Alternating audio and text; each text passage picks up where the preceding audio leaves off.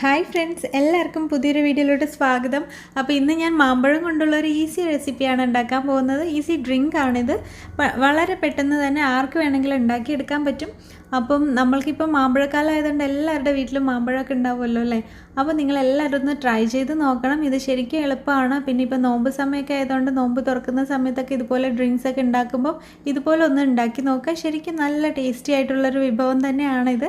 അപ്പം നിങ്ങൾ ആദ്യമായിട്ടാണ് ഈ ചാനൽ കാണുന്നതെങ്കിൽ ഒന്ന് സബ്സ്ക്രൈബ് ചെയ്തേക്കണേ. തൊട്ടടുത്തുള്ള ബെൽ ബട്ടണും പ്രസ് ചെയ്യാൻ മറക്കരുത്. അപ്പോൾ നമ്മൾക്ക് വീഡിയോയിലോട്ട് കിടക്കാം.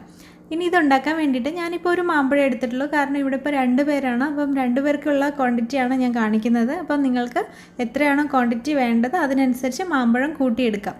ഇപ്പം നമ്മൾ ഇതുപോലെ ഞാൻ കട്ട് ചെയ്യുവാണ്. ഒരു മാമ്പഴം കട്ട് ചെയ്തിട്ട് മുറിച്ചെടുത്തിട്ട് ഇതുപോലെ ചെറുതാക്കി കട്ട് ചെയ്യാൻ വേണ്ടിയിട്ട് ചുമ്മാ രസത്തിന് ഇങ്ങനെ കട്ട് ചെയ്യുകയാണ്. നിങ്ങൾക്ക് ഏത് രീതിയിൽ വേണമെങ്കിലും കട്ട് ചെയ്യാം, അതിലൊന്നും പ്രശ്നമില്ല. നമ്മൾ ഉണ്ടാക്കുന്ന ഡ്രിങ്ക്സിൻ്റെ അവസാനം ചേർക്കാൻ വേണ്ടിയിട്ടാണ്, അതുകൊണ്ടാണ് ഇപ്പോൾ ഇങ്ങനെ ചെറുതാക്കി കട്ട് ചെയ്യുന്നത്. പിന്നെ അല്ലാതെ നമ്മൾക്കിനി ഇത് അരച്ചെടുക്കുകയും കൂടെ വേണം. എന്ന് വെച്ചാൽ പേസ്റ്റാക്കി എടുക്കുമ്പം അതിന് വേണ്ടിയിട്ട് നമ്മൾ ഇതുപോലെ കട്ട് ചെയ്യണമെന്നില്ല. സാധാരണ രീതിയിൽ മാമ്പഴം കട്ട് ചെയ്ത് തൊലി കളഞ്ഞിട്ട് കട്ട് ചെയ്തിട്ട് നമ്മൾക്ക് അടിച്ചെടുത്താലും മതി. ഇനി മിക്സിയിൽ അടിക്കാനുള്ള മാമ്പഴം ഇപ്പം ഞാൻ സെപ്പറേറ്റ് ചെയ്ത് വെച്ചിട്ടുണ്ട്. ഇനി ഇതിലോട്ട് നമ്മൾക്ക് പാലൊഴിക്കുക. കുറച്ച് പാൽ ആദ്യം ഒഴിച്ചാൽ മതി, കാരണം ഒരുപാട് ഒഴിച്ചു കഴിഞ്ഞാൽ നമ്മുടെ മാമ്പഴം ഒന്നും നന്നായിട്ട് അരയില്ല. അപ്പം കുറച്ച് പാലൊഴിച്ചിട്ട് പിന്നെ നമ്മൾക്ക് പഞ്ചസാര മധുരത്തിനനുസരിച്ച് ഇടാം. നിങ്ങൾക്ക് കൂടുതൽ മധുരം ഏതാണോ ലെവൽ വേണ്ടത് അതിനനുസരിച്ച് ഇടാം, അതിലൊന്നും കുഴപ്പമില്ല. മാമ്പഴത്തിൻ്റെയും മധുരത്തിനനുസരിച്ച് നിങ്ങൾക്ക് അതിൽ മാറ്റം വരുത്താം. പിന്നെ നമ്മളിത് നന്നായിട്ടൊന്ന് മിക്സ് ചെയ്ത് എടുക്കുക, നന്നായിട്ട് അടിച്ചെടുക്കണം. നല്ല പേസ്റ്റ് പോലെ അരയണം കേട്ടോ. അപ്പോൾ മാമ്പഴം ആയതുകൊണ്ട് നല്ല പേസ്റ്റ് പോലെ അരിഞ്ഞ് കിട്ടും നമുക്ക്. ഇനി നമ്മൾക്കിതിലോട്ട് എത്രയാണോ നമ്മുടെ അളവിന് അനുസരിച്ചുള്ള പാലും കൂടെ ചേർക്കാം. ഇപ്പോൾ എത്ര ഗ്ലാസ് ഉണ്ടാക്കണോ അതിനനുസരിച്ചുള്ള പാല് ചേർക്കാം.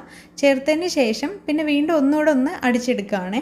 അതിനുശേഷം ഇനി നമ്മൾക്ക് എന്താ ചെയ്യേണ്ടത് വെച്ച് ഇതിലോട്ട് ചവ്വരി ഇടണം. അപ്പോൾ അതിന് വേണ്ടിയിട്ട് ഞാൻ ആദ്യം നല്ല തിളച്ച വെള്ളത്തിൽ 15 മിനിറ്റ് ഞാനിപ്പോൾ ഇങ്ങനെ ഇട്ട് വെച്ചിരിക്കുകയാണ്.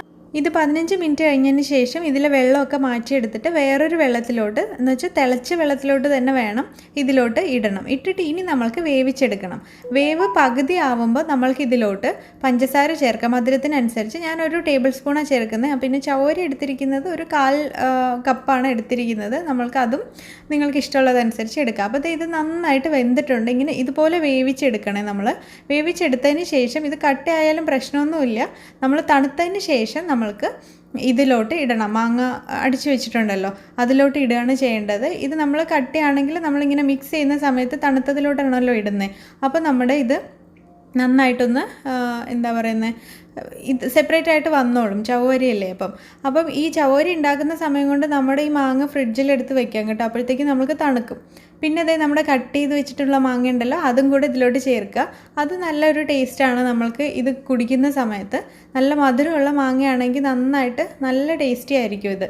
അപ്പം ഇത്രയേ ഉള്ളൂ. നമ്മുടെ എല്ലാം മിക്സ് ചെയ്ത് കഴിഞ്ഞു. ഇനി നമ്മൾക്ക് കുടിക്കാം. നമ്മുടെ ഗ്ലാസ്സിലോട്ട് ഒഴിക്കുക, കുടിക്കുക. അപ്പം അത്രയേ ഉള്ളൂ. ശരിക്കും എളുപ്പമാണ്, നല്ല ടേസ്റ്റിയാണ്. മാങ്ങ ആയതുകൊണ്ട് പിന്നെ പറയേണ്ട ആവശ്യമില്ലല്ലോ. ശരിക്കും നല്ല ടേസ്റ്റുള്ള ഒരു ഡ്രിങ്കാണ്.